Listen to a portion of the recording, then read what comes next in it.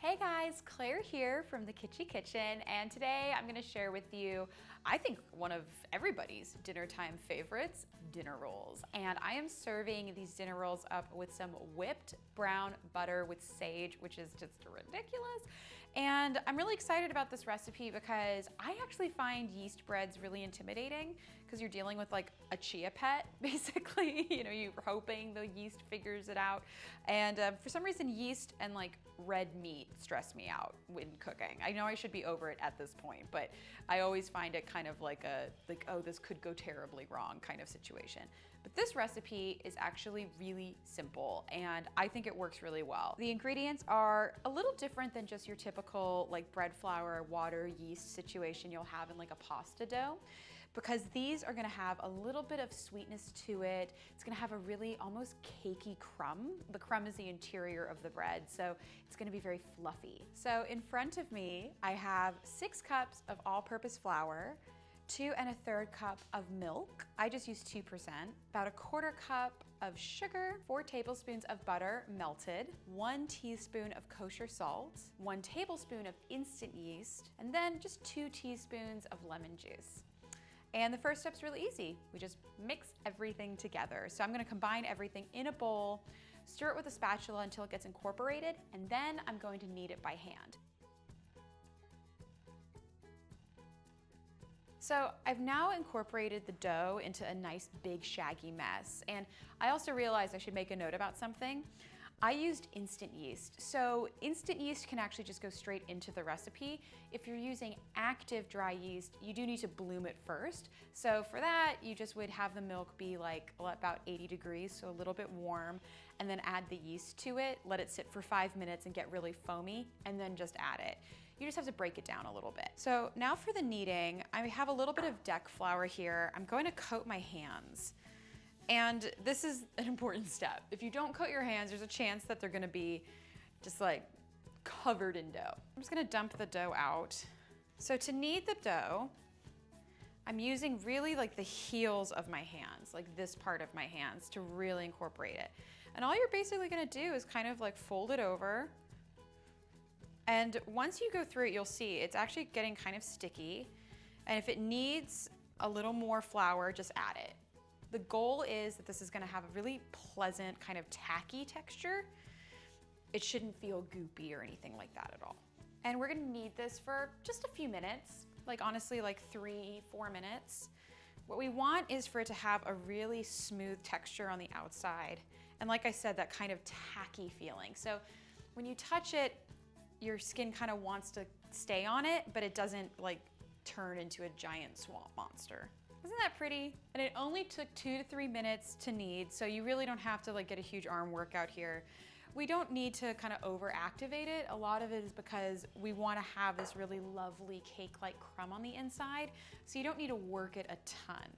So this is just gonna go straight back into my bowl, and I have a damp cloth, and I'm just gonna put this in a warm part of my kitchen. And when I say warm, I mean warm. I don't mean hot. Like, don't turn your oven on and put it in there. If you need to, you can put it in an oven that's off, because sometimes the pilot light will actually keep it still kind of like a warmer environment. But be careful, like you can actually kill the yeast if you put it somewhere that's like over 95 degrees. All right, I will see you in 1.5 hours. Or this is actually a really good point if you're doing this make ahead. You can just throw this in the fridge and let it proof, which means rise overnight. You want it to rise in double in size. All right, see you in a bit. So the dough has doubled in size, so now we move on to the next part. And I have my baking dish. This is just a 9 by 13-inch baking pan, lined it with some parchment. And I have a little bit of melted butter here. You wanna make sure it's melted and cooled. I'm putting it on my hands. So I'm just going to rub the butter just into the palms of my hands. I'm gonna start breaking off 15 little balls here. So I'm using butter on the palms of my hands because it makes it first off easier, none of the dough sticks to my hands. But then on top of that, what it does is it actually helps the balls of dough kind of break apart. So when we bake this, we want to be able to kind of pull apart the dinner rolls really easily. Okay, So I've done the 15. You can see there's lots of empty space around it, and that's totally normal. So I'm gonna let this rise until they're doubled in size, and that means they're all gonna be stuck together, and then it's time to bake them. So here they are, right? Like they totally puff out. And you can feel them, they're a little warm, a little spongier. So I have my egg wash here. So all you take is one whole egg, add a little bit of water or milk to it, mix it up, and this is gonna make them beautifully golden brown on top. So I'm just going to wash this on top of all of the buns. And I have my oven preheating to 375. So these are gonna bake for, I'd say about like 40 minutes. It kind of depends, like it depends on your oven. So basically you want them to be a beautiful dark golden brown on top. So while my rolls are baking in the oven, I'm gonna get started on the whipped brown butter with sage, and it's so good. You guys know how I feel about brown butter. I think it improves everything. So I thought this would be a really fun idea. A friend of mine, well, you guys have met them if you've watched the channel, Large Marge. They use whipped brown butter in one of their icings. Insane, it's so good. So I thought this would be such a fun idea, especially with dinner rolls. So I have 1 stick of unsalted butter. You can make as much of this as you want though. So like, go with God, go do more butter if you feel like it. I have a little bit of sea salt, and then I have a sprig of sage, obviously. So first what I'm gonna do is brown the butter with the sage. So that's really easy. I just take the butter, I'm gonna pop it in my little saucepan right here. Boop. Literally throw this on top, turn it on, just to medium.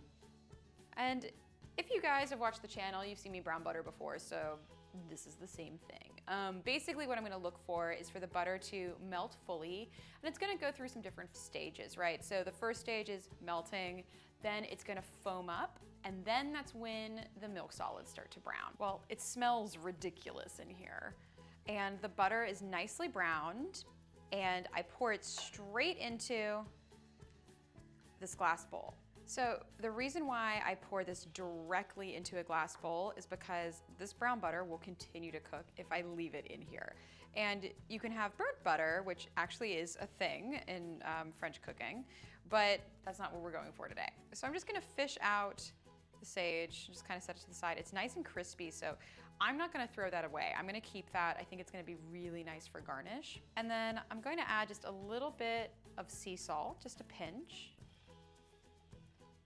and then stir it together. There we go. Oh, it's so pretty. Great, and so now I'm just gonna chuck this in the fridge until it sets up. It doesn't have to be hard. It just needs to be sort of solidified enough that I can whip it well. So I'd say you definitely are gonna have it in the fridge for at least like an hour. All right, so the brown butter is out of the fridge. I'm just gonna whip it up really quickly, and then we're gonna get ready to serve some of the rolls.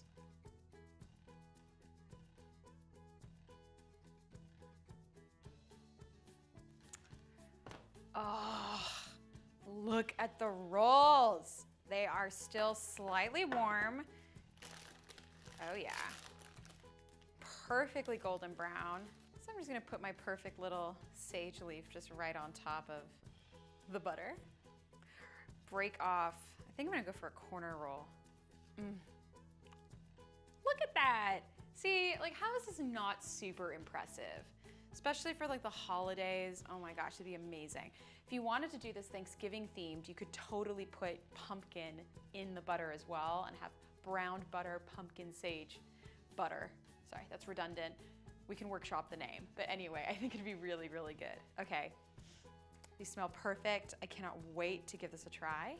So I'm just gonna rip this open. Get a little swoop of my butter on there. I love that you can see all the brown bits. All right, time to try.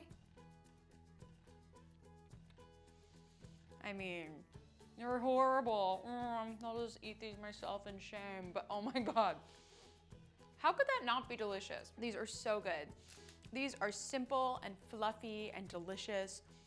They also are as good as they are warm. So if you make these ahead of time, microwave them. Microwave them to serve, make sure they're nice and steamy and warm when they hit the table. so the butter melts into it. It just changes the whole experience. All right, well, thank you guys so much for watching. Please like the video if you like it, and I'll see you on the next one. Bye.